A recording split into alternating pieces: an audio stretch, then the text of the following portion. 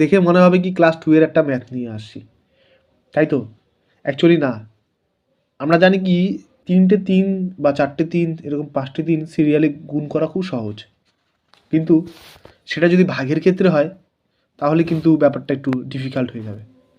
চলো এই ডিফিকাল্টটাকে কতটা ইজিলি করা যায় সেটা তোমরা দেখে নাও।